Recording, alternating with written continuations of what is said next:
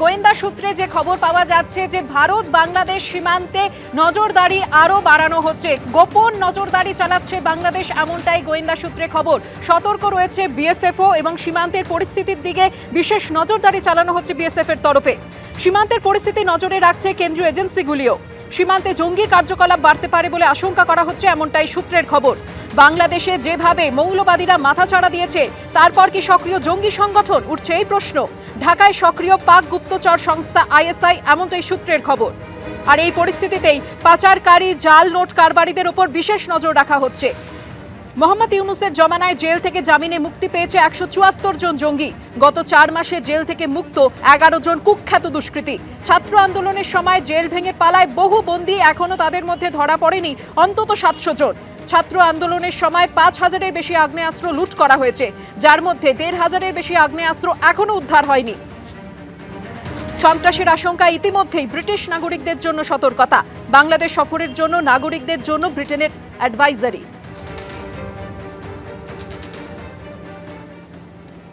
বন্দী আমাদের বিভিন্ন থেকে পালাতে সক্ষম হয়েছিল। পুনরায় গ্রেপ্তার হয়েছেন 1500-র মতো, এরকম 700+ বন্দী যারা এখনো পলাতক রয়েছে। 174 জনের মতো বিভিন্ন যারা জেএমবি অথবা বিভিন্ন নামে ছিলেন তাদের মধ্যে। আর শীর্ষ সন্ত্রাসী নামে আমাদের ডেফিনেশনে 11 জন মুক্তি পেয়েছেন। আর টোটাল 70 জনের মতো যারা পালিয়ে গিয়েছিলেন, তাদের মধ্যে 70 জনের মতো পলাতক আছেন। না, সবাই জঙ্গি না, এর মধ্যে বিভিন্ন আলোচিত আছে, বিভিন্ন মামলায় ফাঁসির দণ্ডপ্রাপ্ত আছেন, সব মিলিয়ে। আমরা কাউকে জঙ্গি বলছি না, জঙ্গি হিসাবে তারা গ্রেপ্তার হয়েছিলেন, আদালত তাদেরকে জামিন দিয়েছেন। অন্যদিকে মুর্শিদাবাদে ভারত বাংলাদেশ সীমান্তেও বাড়ানো হলো নিরাপত্তা। রাজাপুর সীমান্তে 0 পয়েন্টে বিএসএফ এর আউটপোস্ট সরিয়ে নিয়ে যাওয়া হলো। সীমান্তে নজরদারি বাড়াতে এমনটাই সিদ্ধান্ত নিয়েছে বিএসএফ। যদিও আউটপোস্ট সরানো হয়েছে বিএসএফ এর, তবে এখনো সীমান্তবর্তী বিস্তীর্ণ এলাকায় কোনো কাঁটাতার নেই। চরম নিরাপত্তাহীনতায় ভুগছেন সীমান্ত পারের মানুষরা।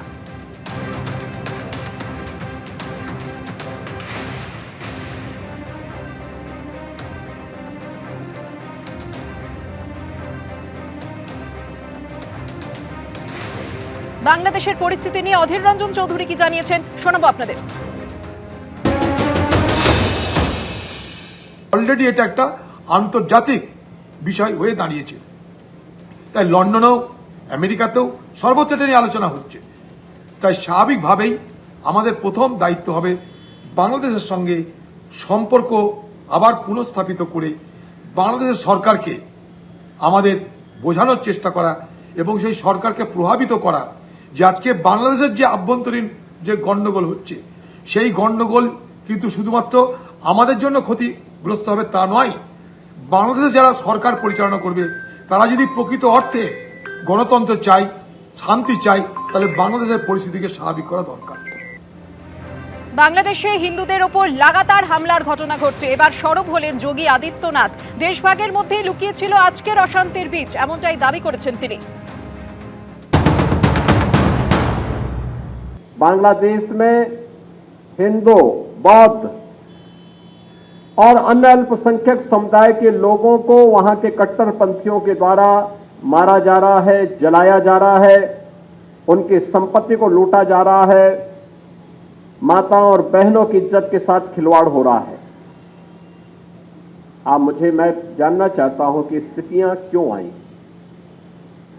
याद करना, ये जिन्ना का जिन्न जब तक इस धरती पर रहेगा, तब तक इस प्रकार की अराजकता लगातार डसती रहेगी, गरीबों को, वंचितों को, शोषितों को। और यही दृश्य हम वहां देख रहे हैं जो पाप 1947 में देश के विभाजन के रूप में हम सबके सामने आया था। आज उसका एक बदसूरत रूप फिर से हमारे सामने बांग्लादेश के रूप में है।